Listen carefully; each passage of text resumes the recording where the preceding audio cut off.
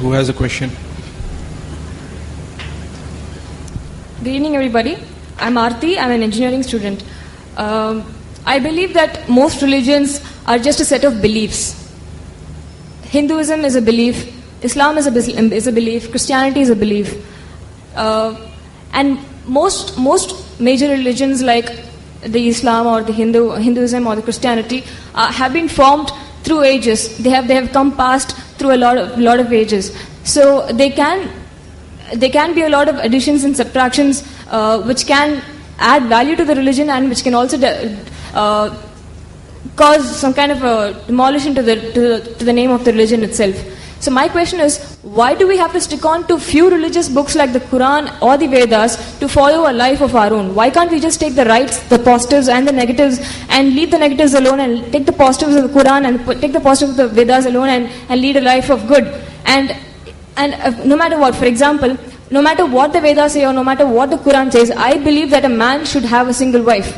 And I would definitely not agree upon the fact that the Vedas contain something like that or the Quran contains something like that. It is up to my conscience to leave off the negatives of however great a religious book might be and take the positives of the book alone. And why are we here to even discuss about why are we here to even discuss about the differences and similarities between the two great religions? Why can't we just take the positives of both religions and just lead a life of our own?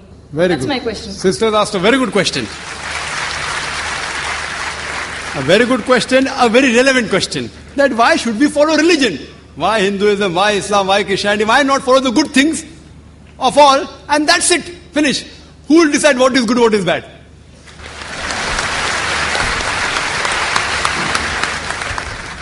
For example, in America, wearing skirts and shorts is common. Western country, it is modest.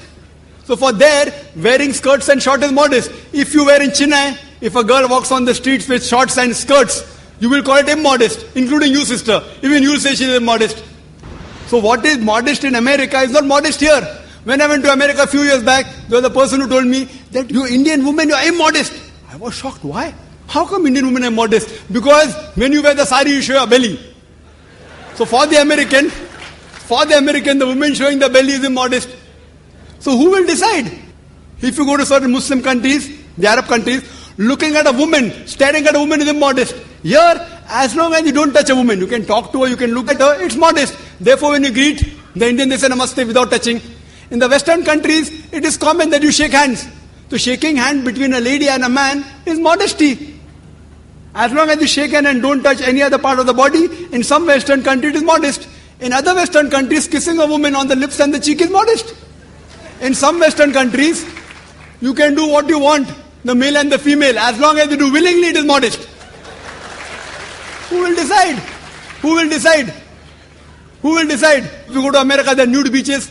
There was a ship, I read in the Times of India 2 months back, a nude cruise. Nude. Everyone in the ship will be nude. For them it is modest. Who will decide? The best person to decide is the Creator, sister. Now I am asking you, who will decide what is right, what is wrong? Who will decide? And if you say that select the best, I am with you.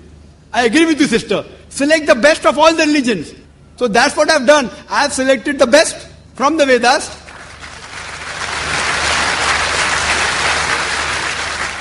But what is best is not best for you. That's the problem. I'll discuss that also. I challenge any human being to point out a single principle of Islam which is against humanity as a whole. Single.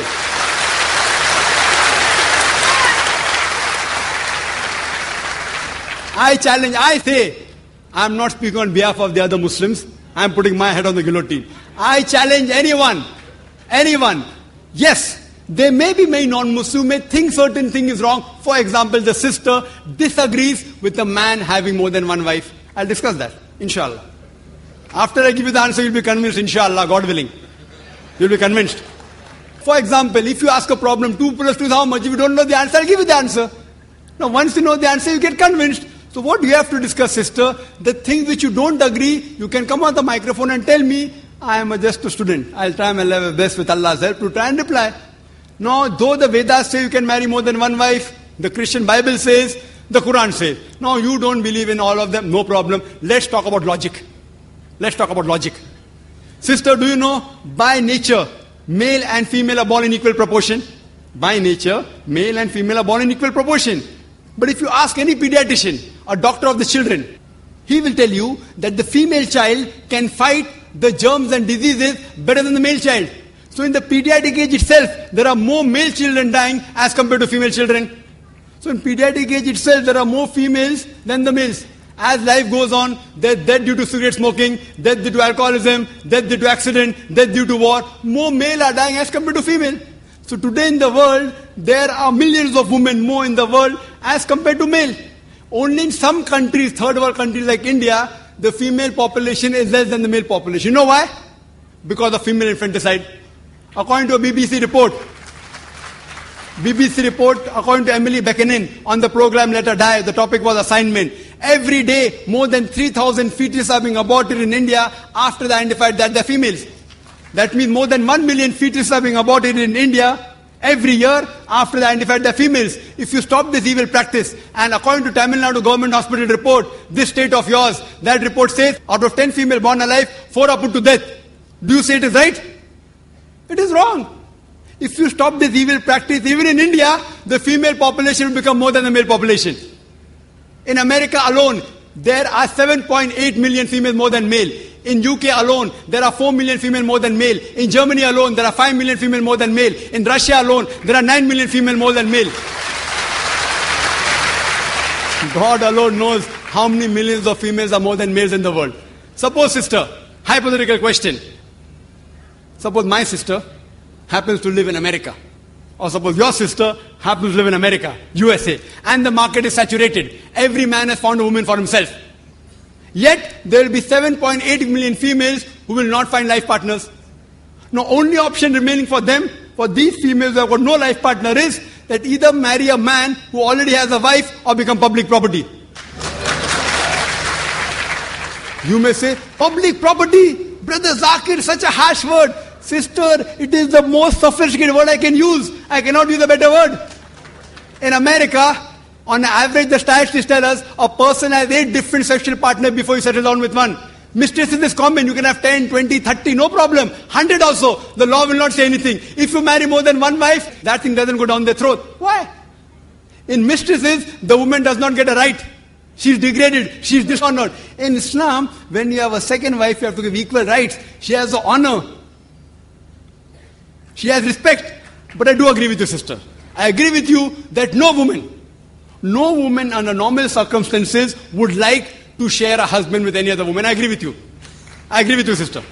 But the basic law of the Islamic Sharia is, let a small loss take place to prevent a big loss. Means let a small loss take place to prevent a big loss. So all the Muslim women who know that there are millions of women, if they would not allow their husband to have more than one wife, they will become public property. They say, we would not mind sharing a husband to prevent our other sisters to become public property. Hope that answers the question.